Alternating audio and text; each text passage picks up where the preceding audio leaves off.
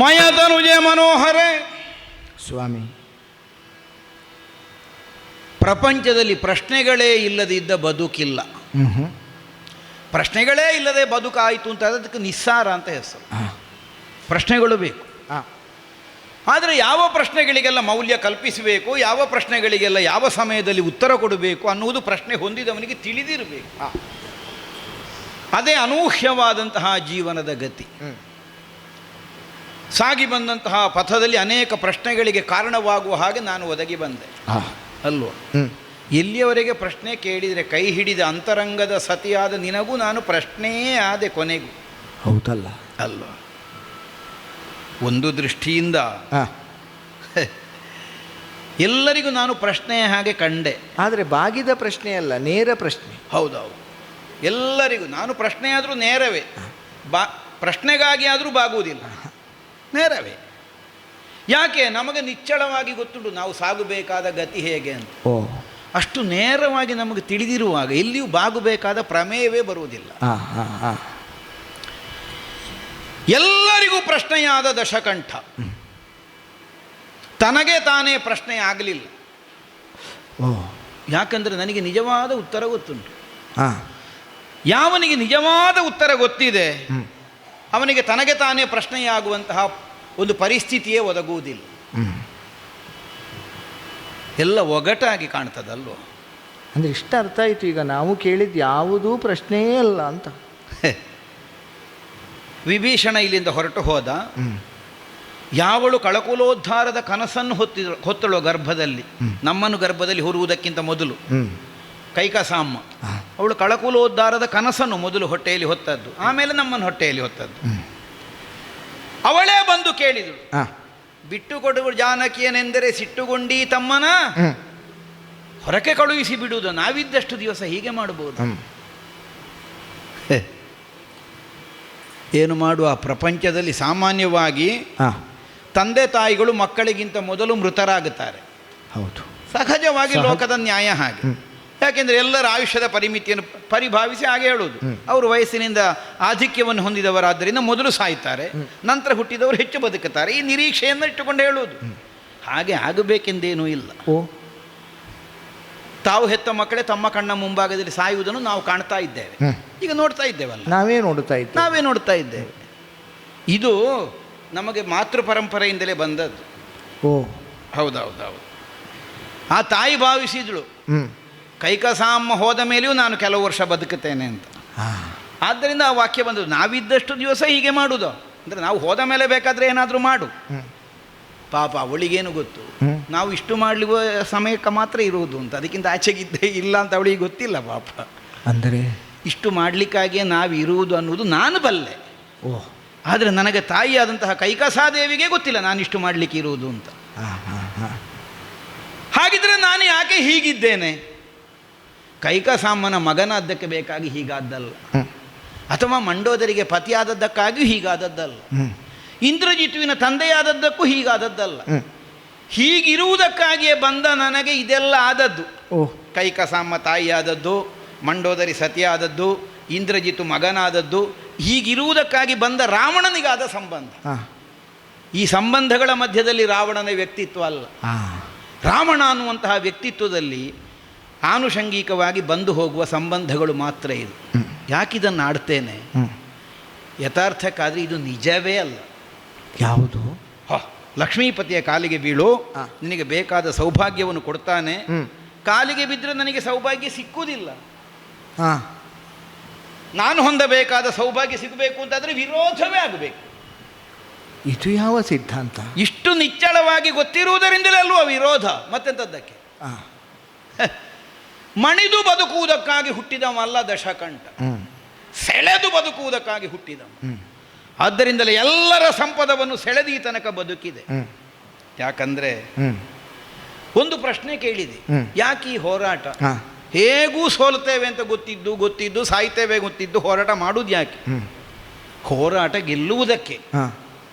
ಗೆಲುವು ಯಾವುದು ಅಂತ ಮಾತ್ರ ಪ್ರಶ್ನೆ ಇರೋದು. ನೀವೇನನ್ನು ಗೆಲುವೆಂದು ಭಾವಿಸಿದ್ದೇರೋ ಅದೇ ಗೆಲುವೋ, ಅಲ್ಲ ಈ ಹೋರಾಟದ ಕಾರಣದಿಂದ ಬೇರೆ ಏನಾದರೂ ಗೆಲುವಿದೆಯೋ? ಕೆಲವು ಸಲ ಏನಾಗ್ತದೆ, ನಮ್ಮ ಸೋತ್ರೆ ಮಾತ್ರ ನಾವು ಗೆಲ್ಲುವುದು ಅಂತ ಆಗುತ್ತದೆ. ಇನ್ನು ಕೆಲವು ಸಲ ಹಾಗಲ್ಲ, ಒಂದು ಬಹಳ ಚಾಣಾಕ್ಷ ಆದರೆ ಅವನ ಗೆಲುವನ್ನು ಉಳಿಸಿಕೊಂಡು ನಮ್ಮನ್ನು ಗೆಲ್ಲಿಸಲಿಕ್ಕೆ ಸಾಧ್ಯ ಆಗುತ್ತದೆ. ಅವನ ಗೆಲುವು ಹೇಗೂ ಉಳಿಯುತ್ತದೆ, ಒಟ್ಟಿಗೆ ನಮ್ಮನ್ನು ಗೆಲ್ಲಿಸಿ ಬಿಡ್ತಾನೆ. ಅವನು ಬಂದವ ಅಂತವ ಆಗಿರಬೇಕು. ಇವ ಅಂತವ, ನಿಮಗೆ ಗೊತ್ತುಂಟು. ಅಚ್ಯುತ ಬಂದವ, ಹಾಕೊಳ್ಳಿ. ಹೌದು, ಅಚ್ಯುತ ಅಂದರೆ ಚ್ಯುತಿಯೇ ಇಲ್ಲದವ ಅಲ್ವ? ಹೌದು. ಅವನನ್ನು ಕಡಿದು ಮುಗಿಸ್ತೇನೆ ಅಂತ ನಾನು ಹೊರಟದ್ದು. ಆಗ್ತದ? ಕಡಿಯುವುದೇ, ಮುಗಿಸುವುದೇ. ಅವನನ್ನಲ್ಲ.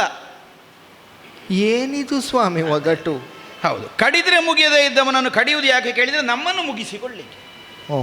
ನಮ್ಮನ್ನು ಮುಗಿಸಲಿಕ್ಕೆ ಅವನನ್ನು ಕಡಿಯುವುದರ ಹೊರತಾಗಿ ಮತ್ತೊಂದು ದಾರಿಯೇ ಇಲ್ಲ. ಯಾಕೆ ಇದು ನಾನು ಹುಟ್ಟಿದ ಮೇಲೆ ನಿರ್ಣಯ ಆದದ್ದಲ್ಲ. ಮತ್ತೆ ನಾನು ಹುಟ್ಟಿದ್ದೇ ಈ ಕಾರಣಕ್ಕಾಗಿ. ಪರಮಪಾವನವಾದಂತಹ ವೈಕುಂಠ ಧಾಮ ಅಲ್ವಾ? ನೀವೀಗ ಲಕ್ಷ್ಮೀನಾರಾಯಣ ಎಲ್ಲ ಹೇಳ್ತೀರಿ. ಅವ ಇರುವಂತಹ ತಾಣಕ್ಕೆ ವೈಕುಂಠ ಅಂತ ಹೆಸರು. ಅವನ ಮೂಲ ನೆಲೆ. ನಾನು ವೈಕುಂಠ ಲೋಕವನ್ನೇ ಕಂಡವ, ಅಲ್ಲೇ ಇದ್ದವ. ಹೌದಪ್ಪ. ಅಲ್ಲ, ನೀವು ಹೋಗಿದ್ದೀರಂತೆ. ನಿಮ್ಮ ಹೋಗುವಾಗ ಅವ ಸಿಗಲಿಲ್ಲ ನನಗೆ. ಅದೇ, ಆಗ ನೀವು ಅವ ಕಾಣದೆ ಹಿಂದಿರುಗಿ ಬಂದದ್ದಂತೆ. ಅದೇ ನಮ್ಮ ಸಂದೇಶವೇ ಹೇಗೆ ನಮಗೆ. ಅವನಿಗೆ ಬೇಕಾದಾಗ ಕಾಣುತ್ತಾನೆ ಹೊರತು ನಮಗೆ ಬೇಕಾದಾಗ ಅಲ್ಲ ಕಾಣಲಿಕ್ಕೆ ಸಿಕ್ಕ. ಕಾಣುವುದಕ್ಕೆ ಅಲ್ಲಿಯ ತನಕ ಹೋದರೂ ನಾವು ನಿರರ್ಥಕವಾಗಿ ಹಿಂದಕ್ಕೆ ಬರಬೇಕಾಗಿ ಬಂತು. ಯಾಕೆ ಹೀಗಾಯಿತು? ಯಾಕೆ? ವೈಕುಂಠ ಲೋಕದ 4 ಪ್ರವೇಶ ದ್ವಾರಗಳಲ್ಲಿ 8 ಮಂದಿ ದ್ವಾರಪಾಲಕರು. ಪಶ್ಚಿಮದ ದ್ವಾರದಲ್ಲಿ ಜಯ ವಿಜಯರು ದ್ವಾರಪಾಲಕರು. ಬ್ರಹ್ಮಮಾನಸ ಪುತ್ರರು ನಿತ್ಯ ಜೀವರ ಸಾಲಲ್ಲಿ ಸೇರಿದವರು, ದೇಹಾಭಿಮಾನವೇ ಇಲ್ಲದೆ ಇದ್ದವರು, ಸದಾ ಕೌಮಾರ್ಯದಿಂದಲೇ ಕಾಣುವವರು, ಬ್ರಹ್ಮಜ್ಞಾನಿಗಳು, ಸನಕ, ಸನಂದನ, ಸನತ್ಕುಮಾರ, ಸನತ್ಸುಜಾತ ಅನ್ನುವ ಹೆಸರನ್ನು ಹೊಂದಿದವರು. ಶ್ರೀಹರಿಯ ದರ್ಶನಾಕಾಂಕ್ಷಿಗಳಾಗಿ ಯಾವ ಬಾಗಿಲಾದ್ರೇನು ಅಂತಹ ಅಭಿಮಾನ ರಹಿತರು. ನಮಗೆ ಪೂರ್ವದ್ದಾದ್ರೇನು, ಪಶ್ಚಿಮ ಆದ್ರೇನು, ಉತ್ತರ ಆದ್ರೇನು, ದಕ್ಷಿಣ ಆದ್ರೆ ಈ ವ್ಯತ್ಯಾಸವೇ ಇಲ್ಲ. ನಾರಾಯಣ ಲಕ್ಷ್ಯ. ಒಂದು ದಿವಸ ಬಂದದ್ದು ಪಡುಬಾಗಿಲಿನಲ್ಲಿ ಆಯಿತು. ಪಶ್ಚಿಮದ ಬಾಗಿಲು ಪಶ್ಚಿಮಕ್ಕೆ ಬಂದರು, ತಡೆದರು ಜಯ ವಿಜಯರು. ನೀವು ನಮ್ಮಲ್ಲಿ ಕೇಳದೆ ಒಳಗೆ ಹೋಗ್ಲಿಕ್ಕೆ ಆಗುವುದಿಲ್ಲ, ನಾವು ದ್ವಾರಪಾಲಕರು ಅನ್ನುವಾಗ ಅಹಂಕಾರ ತೋರಿದ್ರು. ಈಗ ಜಯ ವಿಜಯರಿಗೂ ಸನಕಸನಂದನಾದಿಗಳು ಯಾರು ಅಂತ ತಿಳಿಯುವುದಕ್ಕೆ ಸಾಮರ್ಥ್ಯ ಇಲ್ಲದೇ ಇಲ್ಲ. ಇದಕ್ಕಿಂತ ಮೊದಲೇ ಎಷ್ಟು ಬಾರಿ ಕಂಡವರೋ ಅಂದು ತಡೆದರು. ಇವರಿಗೆ ದೇಹಾಭಿಮಾನವೇ ಇಲ್ಲ, ಅಂಥವರಿಗೆ ಮಾನಾಪಮಾನವೂ ಇಲ್ಲ. ಮಾನಾಪಮಾನಕ್ಕೆ ಕಾರಣ ಆಗುವುದು ದೇಹಾಭಿಮಾನ. ನನಗೆ ಮರ್ಯಾದೆ ಹೋಯಿತು, ನನಗೆ ಮರ್ಯಾದೆ ಬಂತು. ದೇಹಾಭಿಮಾನವೇ ಇಲ್ಲದೆ ಇದ್ದವರಿಗೆ ಕೋಪ ಬಂತು. ಯಾರೋ ನಮ್ಮನ್ನು ತಡೆಯುತ್ತೀರ, ನೀವು ಭೂಲೋಕದಲ್ಲಿ ದುಷ್ಟರಾಗಿ ಹುಟ್ಟಿದ್ದ ಶಾಪ ಕೊಟ್ಟರು. ಶಾಪ ಬಂತು. ಕೋಪವೇ ಬಾರದಿದ್ದ ಸನಕಾದಿಗಳಿಗೆ ಕೋಪ ಬಂತು. ಸಾತ್ವಿಕತೆಯೇ ತುಂಬಿರಬೇಕಾದ ವೈಕುಂಠ ಲೋಕದಲ್ಲಿ ಜಯ ವಿಜಯರಿಗೆ ಅಹಂಕಾರ ಬಂತು. ಕೊನೆಗೆ ಹೋಗಿ ನಾರಾಯಣನ ಮತ್ತೆ ನಾರಾಯಣನೇ ಬಂದು ಸನಕಾದಿಗಳ ಕಾಲಿಗೆ ಎರಗಿದ್ರು. ಓಹ್, ಹೇಗಾದ್ರೂ ಇವರು ನಮಗೆ ಬೇಕಾದವರು ಬಿಟ್ಟು ಬಿಡ್ಲಿಕ್ಕೆ ಆಗುವುದಿಲ್ಲ, ಮಾಡಿದ್ದು ಸರಿಯೇ, ಭಕ್ತವತ್ಸಲ. ಹೌದು, ಶಾಪ ಕೊಟ್ಟದ್ದು ಸರಿ, ಆದರೆ ಮತ್ತೆ ಇಲ್ಲಿಗೆ ಮರಳಿ ಬರುವುದಕ್ಕೆ ದಾರಿ ಸೂಚಿಸಬೇಕು. ಆಗ ಅವರೇ ಹೇಳಿದರು, ನಿನ್ನ ವಿರೋಧವನ್ನೇ ಸಾಧಿಸಲಿ, ಭೂಮಿಯಲ್ಲಿ ದುಷ್ಟರಾಗಿ ಹುಟ್ಟಲಿ, ನಿನ್ನಿಂದಲೇ ನಾಶರಾಗಿ ಮರಳಿ ವೈಕುಂಠ ಲೋಕವನ್ನು ಸೇರಿಕೊಳ್ಳಿ. ಇದು ಒಂದು ಸಲ ಅಲ್ಲ, 3 ಸಲ ಆಗಬೇಕು ಹೇಳಿದರು. ಹೌದು. ಮೊದಲನೇ ಸಲ ಹುಟ್ಟಿದ್ರು ಹಿರಣ್ಯಕಶ್ಯಪು ಹಿರಣ್ಯಾಕ್ಷರ. ಹೌದೌದು, ಅವರ ಹುಟ್ಟಿದರು. ಒಬ್ಬ ಭೂಮಿಯ ರಸಗುಣವನ್ನೇ ತನ್ನ ವಶ ಮಾಡಿಕೊಳ್ಳುವುದಕ್ಕೆ ಹೊರಟವ ಕನಕಾಕ್ಷ. ಇನ್ನೊಬ್ಬ ತಾನೇ ದೇವರು ಅನ್ನೋ ಹಾಗೆ ವಿಜೃಂಭಿಸುವುದಕ್ಕೆ ಮೊದಲಾದ ಕನಕ ಕಶ್ಯಪ್. ಇಬ್ಬರು ಸತ್ತದೀಗ ನಿಮಗೂ ಗೊತ್ತುಂಟಲ್ಲ ಕಥೆ. ಹೌದಲ್ಲ? ಹೌದು. ಹಿರಣ್ಯಕಶ್ಯಪನು ನೃಸಿಂಹಾವತಾರದಿಂದಲೂ ಕನಕಾಕ್ಷನ ವರಾಹಾವತಾರದಿಂದಲೂ ಕೊಂದು ಮುಗಿಸಿದ. 3 ಸಲ ಆಗಬೇಕು. 3 ಸಲ ಆಗಬೇಕು. ಮತ್ತೆ ಹುಟ್ಟಿದರು. ಹೌದೌದು, ಜಯ ವಿಜಯರಿ ಈ ಭೂಮಿಯಲ್ಲಿ. ಹೌದೌದು. ಕುಂಭಕರ್ಣ. ಕುಂಭಕರ್ಣ ವಿಜಯ. ಕುಂಭಕರ್ಣ ವಿಜಯ. ಕುಂಭಕರ್ಣ ಇಲ್ಲಿ ಲೌಕಿಕವಾಗಿ ಕುಂಭಕರ್ಣ ಸತ್ತದ್ದು. ವಿಜಯ ಕುಂಭಕರ್ಣ. ಕುಂಭಕರ್ಣ ವಿಜಯ ಆ ಪ್ರಸಂಗಕ್ಕೆ ಹೆಸರು. ಅಂದ್ರೆ ಕುಂಭಕರ್ಣನಾಗಿ ಹುಟ್ಟಿದ್ದವ ವಿಜಯ. ಅದು ಕುಂಭಕರ್ಣ ಅದೇ ಅಲ್ಲ? ಅಲ್ಲ ಅಲ್ಲ, ಕುಂಭಕರ್ಣ ವಿಜಯ. ಅವನ ಜನ್ಮ ಮುಗಿಸಿ ಆಯಿತು. ಕುಂಭಕರ್ಣ ವಿಜಯ. ರಾವಣ ಜಯನೆಂದು ಎನ್ನ ಅಭಿದಾನ. ನೀನೇ ಹೇಳ್ತಿ ಸೋಲ್ತಾ ಇದ್ದೀರಿ ಸೋಲ್ತಾ ಇದ್ದೀರಿ ಸೋಲ್ತಾ ಇದ್ದೀರಿ ಅಂತ. ನನ್ನ ಹೆಸರೇ ಜಯ ಅಂತ, ಮತ್ತೆ ಸೋಲಿಲ್ಲಿಂದ. ಗೆಲ್ಲುವುದಕ್ಕಾಗಿಯೇ ಹೋಗ್ತಾ ಇರೋದು. ಗೆಲುವು ಯಾವುದು? ಗೆಲುವು ಯಾವುದು ಕೇಳಿದರೆ ಈ ದೇಹ ಮುಗಿಸಿ ಇನ್ನೊಂದು ಸಲ ಹುಟ್ಟಬೇಕು ಈ ಧರೆಯಲ್ಲಿ. ಆಗಲೂ ಹರಿವಿರೋಧವನ್ನೇ ಮಾಡಬೇಕು, ಅವನಿಂದಲೇ ನಾಶರಾಗಬೇಕು. ಆಮೇಲೆ ವೈಕುಂಠ ಲೋಕದಲ್ಲಿ ಮೊದಲನ ಹಾಗೆ ಜಯ ವಿಜಯ ನಾಮಕರಾಗಿ ದ್ವಾರಪಾಲಕರಾಗಿ ಇರಬೇಕು. ಇದು ನಮ್ಮ ಬದುಕಿನ ಗತಿ. ಇಷ್ಟು ನಿರ್ಣಯವನ್ನು ನಾನು ತಳೆದ ಮೇಲೆ, ಹೊಂದಿದ ಮೇಲೆ, ಈಗ ರಾಮ ವಿರೋಧ ಮಾಡುವುದಿಲ್ಲ ಅಂತ ಹೇಳಿದರೆ ಆಗುತ್ತದ? ಸ್ವಾಮಿ, ಒಂದು ಕ್ಷಣದಲ್ಲಿ ಮಂಡೋದರಿಯನ್ನು ಜಯ ವಧುವನ್ನಾಗಿಸಿಬಿಟ್ರಿ. ಕಣ್ಣು ಬಿಚ್ಚಿ ಮಾತ್ರ ಲಂಕೆಯನ್ನು ನೋಡ್ತಾ ಇರುವಂತಹ ಮಂಡೋದರಿ ನಿಮ್ಮ ಕಥೆಯನ್ನು ಕೇಳುತ್ತಾ ಕೇಳುತ್ತಾ ಕಣ್ಣು ಮುಚ್ಚಿದರೆ ಲಂಕೆಯ ಬದಲಾಗಿ ಕಂಡದ್ದು ವೈಕುಂಠ. ನಮಗಾಗಿ ಜೀವತೆತ್ತ ರಾಕ್ಷಸರ ಹೆಣವೂ ಕಾಣದಂತೆ ಸಮುದ್ರಕ್ಕೆ ಸೇರಿ ಅಂತ ಕಟ್ಟಪ್ಪಣೆ ಕೊಡುವ ಪ್ರಭುವಿನ ಅಂತರಂಗದ ಕಲ್ಲು ಕಠೋರತೆ ಏನು ಅಂತ ದುಃಖಪಟ್ಟ ಮಂಡೋದರಿಗೆ ರಾಕ್ಷಸರ ಹೆಣವೆಲ್ಲ ಎಸೆಯಲ್ಪಟ್ಟದ್ದು ಈ ಸಮುದ್ರಕ್ಕಲ್ಲ, ಕ್ಷೀರ ಸಮುದ್ರಕ್ಕೆ ಅಂತ ಗೊತ್ತಾಗುವ ಹಾಗೆ ಕತೆ ಹೇಳಿದ್ರಲ್ಲ ಸ್ವಾಮಿ. ಸ್ವಾಮಿ, ನಿಮ್ಮ ಚರಣಗಳಿಗೆ ಮತ್ತೆ ಮತ್ತೆ ನಮಸ್ಕಾರ ಮಾಡುವುದು ನಾನು. ಎಷ್ಟು ಕಷ್ಟ ಸ್ವಾಮಿ. ಗೊತ್ತಿಲ್ಲದೆ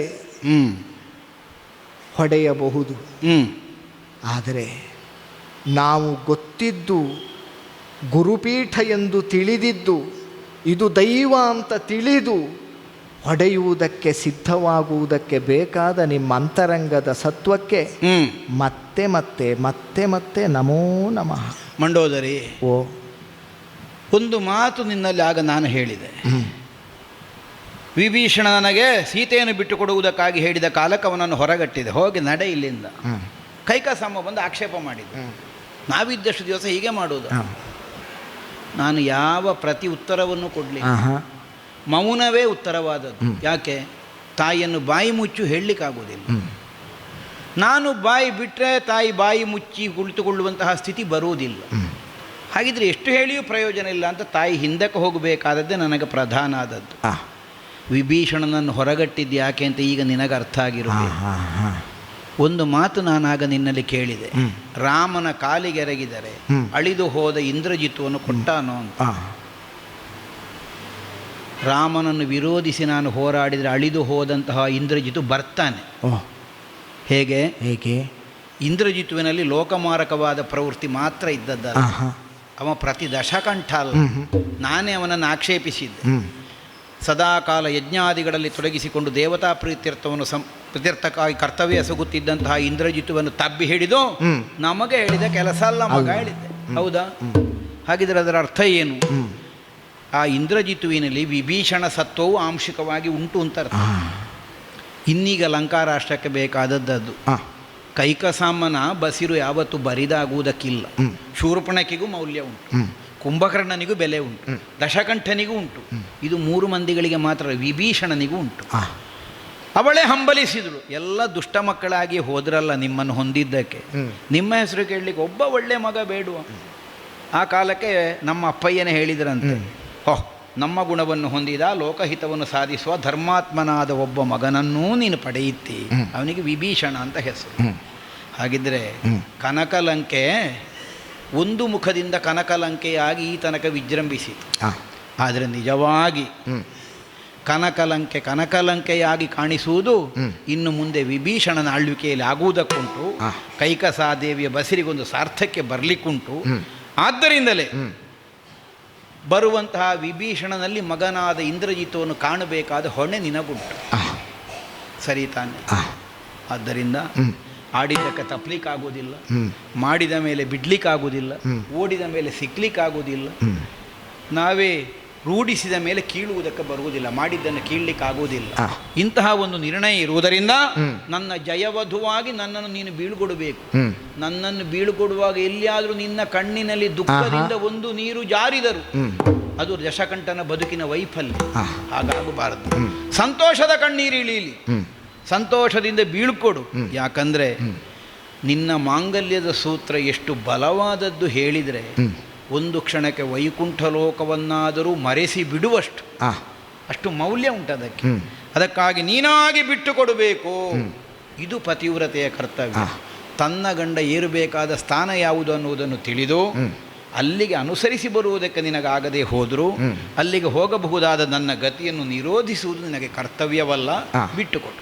ಆದೀತು ಸ್ವಾಮಿ. ಧನ್ಯ ಧನ್ಯ ಮಂಡೋದರಿಯ ಬದುಕು ಧನ್ಯ.